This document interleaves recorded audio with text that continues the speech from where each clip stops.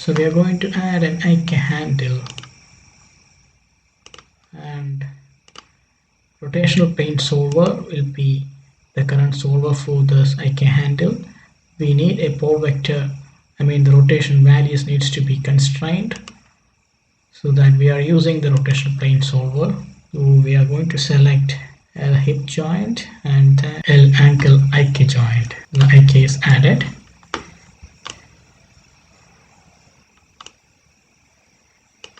And the next one,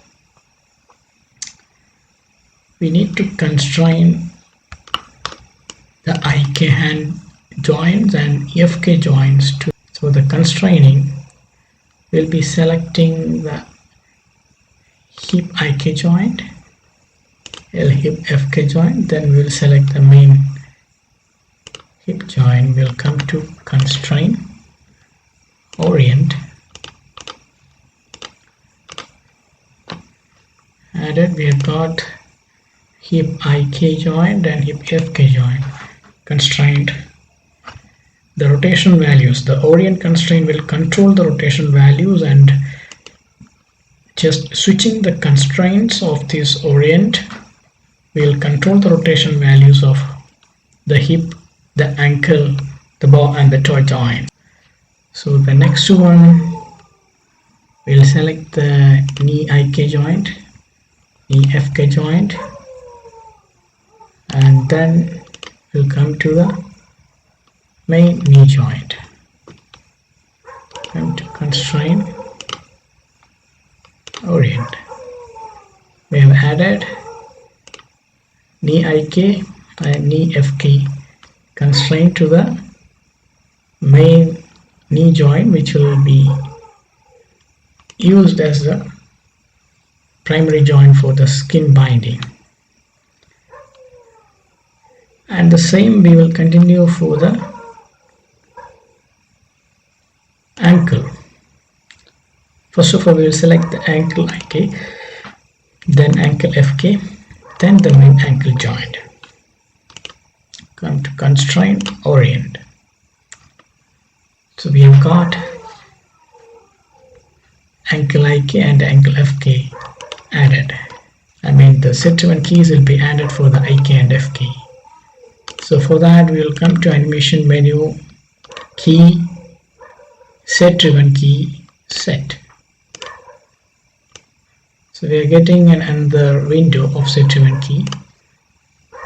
This is the driver which is having the IKFK attribute, and you can find out all the orient constraint which we have applied.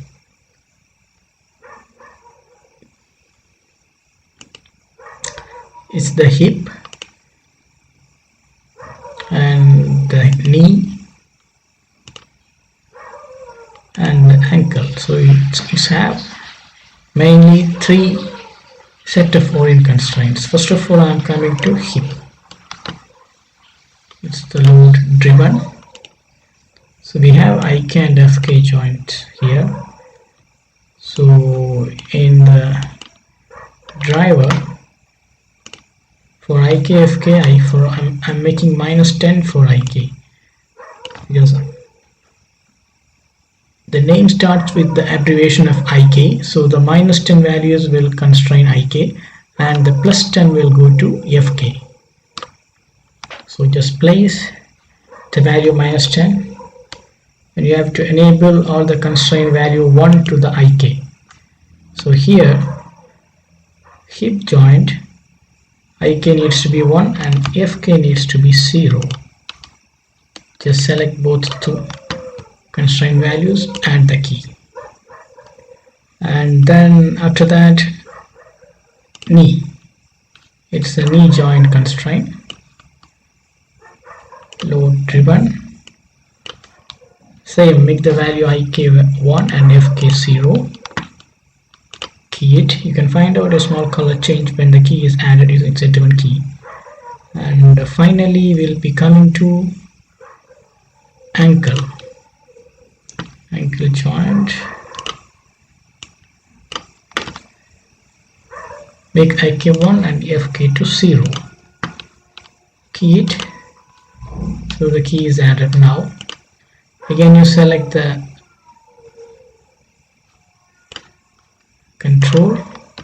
I'm changing from ik to fk now. I added the value 10 for this control of fk, and again I will select hip joint,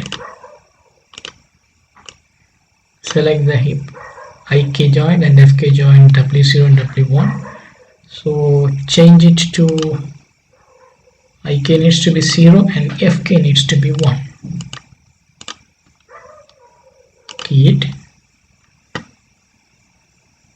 Then come the knee, make the ik 0, come to fk value 1, add the key again, then come the last, the ankle joint, make the value 0 for ik and 1 for fk. Key it. So I have made ik fk values. So we have made the ik fk attributes driven with set driven keys. So this is the ik control. I just place this like here. When I select this ik to fk, now it's changed to fk. If I need to come to ik, then it will come to ik. All these three constraints, see here, hip joint orient constraint, knee joint orient constraint, and this ankle joint orient constraint. These orient constraints values, the constraining values make the transformation. So if I am pressing 0, that is the mid value of -10 and +10.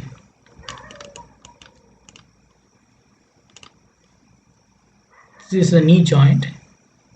See the constraint values 0.5, because our set driven keys are from -10 to +10. So 0 means it's the mid value. So automatically the set driven key constraint using fk and ik, this is knee joint fk orient constraint, and this is the knee joint ik orient constraint. So this is the technique behind this ik and fk. So I hope everyone got understood this ik and fk concept. So the next stage will be adding the fk controls, the forward kinematics controls on this rig. So what we have to do is we have to select the fk controls, then one by one we need to add the constraint, the orient constraint. So this is the fk hip joint. Come to constraint, orient,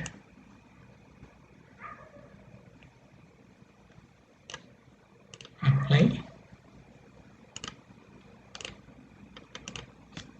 Just check now it's working. The next one for the knee, select the knee control first, then knee fk joint, orient,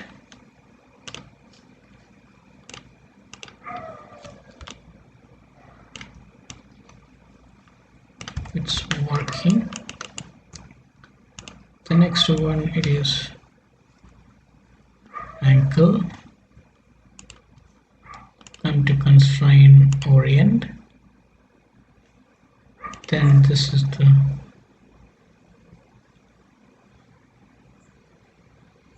ball joint,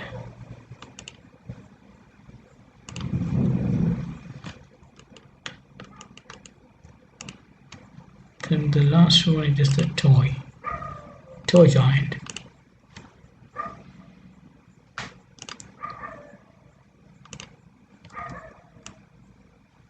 Yeah, it's all working. We'll check, we'll enable this geometry of our rig. I'll select the IK control first.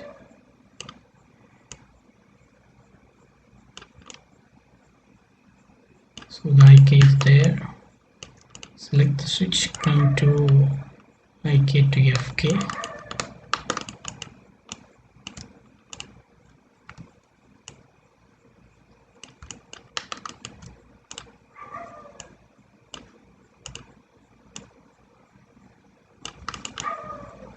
This is the FK pose. So it's all working. I'm coming to IK to FK. So it's all working.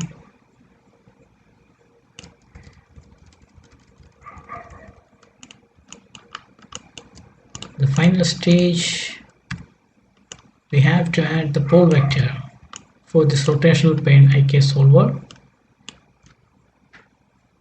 Select the control pole vector, then shift select the IK handle, come to constrain, pole vector, add.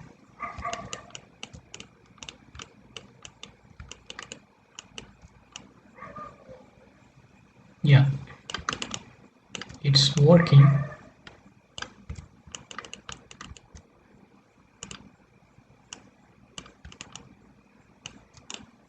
You want to change, I can change the position just by selecting and editing the pole vector.